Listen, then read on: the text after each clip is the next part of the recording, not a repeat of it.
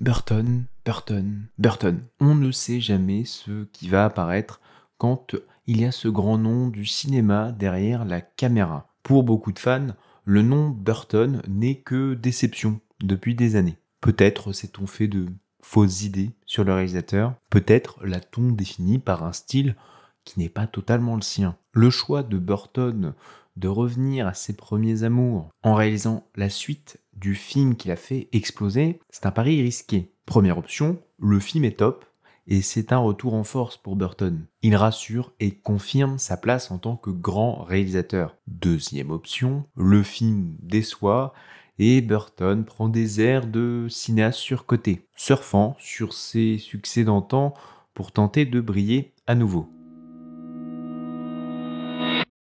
Beetlejuice, Beetlejuice. D'habitude, j'aime bien revenir sur le scénario d'un film pour tenter de dénicher les intentions de l'auteur, le message que pourrait nous apporter le film. Prenez Beetlejuice, premier du nom. Nous suivons un jeune couple attachant, vivant dans une maison légèrement éloignée du village. Malheureusement, nos amoureux font un accident et meurent, et ils sont condamnés à errer dans cette maison en haut d'une colline. Burton s'amuse à inverser les codes. Nous sommes du côté des monstres. La maison est vendue et de nouveaux vivants viennent la hanter. Nos pauvres fantômes cherchent à se débarrasser des vivants. C'est une sorte d'exorcisme inversé. C'est là que le personnage de Beetlejuice rentre en scène. Voilà un vilain aux méthodes douteuses. Nos fantômes n'ont rien de maléfique et refusent qu'un tel personnage approche la jeune Lydia. Lydia, c'est la fille des nouveaux propriétaires de la maison. Et toutes ces péripéties vont amener nos gentils fantômes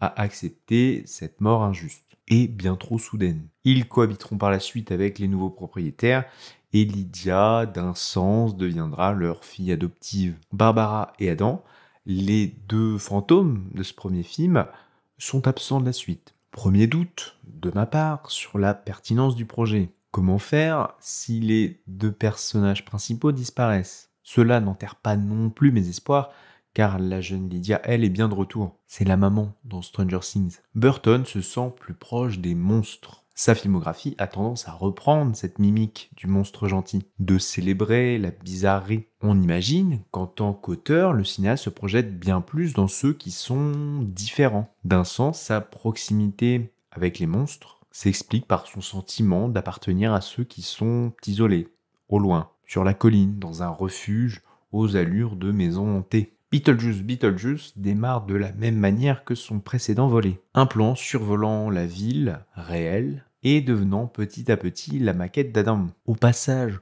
on y voit deux petits pions sortir de la rivière, l'un des rares clins d'œil à nos deux personnages fantômes du premier film. Au contraire du premier film, la fin de ce plan ne termine pas sur la mythique maison. Enfin, pas totalement. On arrive sur la fenêtre de la maison et on y voit une silhouette, celle de Lydia. On découvre alors la recréation du grenier, en plein milieu d'un studio. Lydia est animatrice d'une émission sur les fantômes. Ce début, il m'effraie. Il semble en dire beaucoup sur Burton, sur l'artificialité de ce projet. Tout ça n'est qu'une recréation de studio à but de divertissement. Lydia a transformé son don de voir les monstres en un instrument cupide à des fins d'audimat. Il est bien loin le temps de cette jeune Lydia s'émerveillant des monstres et du monde des morts. Aujourd'hui, tout ça n'est que business. Évidemment, difficile de ne pas faire le parallèle à Burton, qui, comme on l'a dit tout à l'heure, est du genre à s'identifier à celui qui est différent. Là, le différent du film, la différente, Lydia, elle se fout pas mal de ses dons. Sa différence ne lui sert qu'à rentrer dans le moule, mais par une autre porte. Tout ça n'est que du business. Et si vous n'êtes pas convaincu par mon propos, que pensez-vous de la mort de cet artiste en début de film? Celui qui est renvoyé par Delia et qui tombe dans une bouche d'égout. Pourquoi tuer un artiste ? Parce que l'artiste est mort. Le film rame à se justifier, à justifier son existence. Il en fait des caisses sur le personnage de Charles, le père de Lydia. L'acteur qui l'incarne est fiché pédophile depuis le début des années 2000. Évidemment, on comprend son absence. Au lieu d'en jouer et de profiter d'une période MeToo pour mettre en avant un autre type de monstre, Le film fait vivre le personnage de Charles au travers de sa mort. Mangé par un requin. Désolé les requins, encore pour vous. Donc oui, Charles, il est bien là, manquant simplement d'un buste et d'une tête. Il est là pourquoi sa présence n'a aucun intérêt. Le souci, c'est que cette phrase est valable pour la plupart des personnages. Si on reprend un à un les enjeux des personnages, on se rend compte que le tout forme un rien. C'est peut-être de l'art abstrait, ou simplement un film opportuniste basé sur un classique. Lydia, elle s'entend mal avec sa fille, accepte de se marier avec un sale bonhomme, enjeu pour elle, s'entendre mieux avec sa fille et ouvrir les yeux sur ce sale bonhomme. Astrid, par Jenna Ortega, elle aime pas sa mère car elle la croit pas, elle a perdu son père et sa mère ne le voit pas. Enjeu pour elle, aimer sa mère, faire son deuil. Dolores, ex-femme de Beetlejuice, elle veut se venger de lui. Enjeu, retrouver Beetlejuice et se venger. Beetlejuice, il veut se marier avec Lydia. Delia, son mari est mort. Enjeu, revenir dans la maison du premier film pour la vendre. Chose possible maintenant, parce qu'avant elle pouvait pas, parce que son mari aimait trop la maison. Je comprends pas ce que son personnage fait ici. Ils avaient peur de refaire Beetlejuice sans ramener ce perso. La base même de leur présence dans la maison est assez difficile à justifier. Ils sont là pour vendre parce que le père est mort. Ok, lui y était attaché. Bon, raccord avec le 1. Mais Lydia, depuis, elle a monté un business autour de cette maison. Elle a eu des pseudo-parents fantômes ici. On ne sent aucune émotion de sa part au sujet de cet endroit. Ça lui fait ni chaud ni froid. Alors, est-ce que c'est là encore l'expression de Burton vis-à-vis de Beetlejuice qui peut-être est un film qui pour lui n'a pas de valeur? Bon, supposition. Adam et Barbara, les fantômes du premier film. Parlons-en.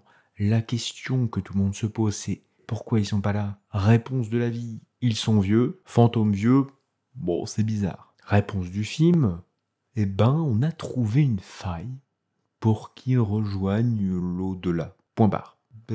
Qu'est-ce que... Et c'est l'histoire qu'on souhaite suivre. Je me suis impliqué dans Beetlejuice 1 pour ces personnages, par la tristesse de voir leur vie leur être arrachée, leur cocon souillé par une famille de vivants. Et voilà que la suite me dit « Bah oui, ils sont partis, il y avait une faille, on s'en fout. Hein. » Eh ben non, on s'en fout pas. Vous êtes en train de me dire que Jenna Ortega, enlevé par un fantôme, mais en fait sauvé par sa mère, c'était le truc qui méritait d'être raconté, bien plus que le destin de nos 2 premiers fantômes. Le film est chiant, d'un ennui mortel. C'est d'autant plus agaçant que tout n'est pas à jeter. Il y a quelques bonnes idées parsemant un scénario abyssal. Globalement, le monde des morts, c'est un kiff. La folie de Beetlejuice, on en veut encore et encore. Comme dans le premier film, Keaton est en roue libre. Ce côté déjanté, ah oui, c'est rafraîchissant. William Dafoe, en flic acteur, c'est un second rôle hilarant. La Soul Station,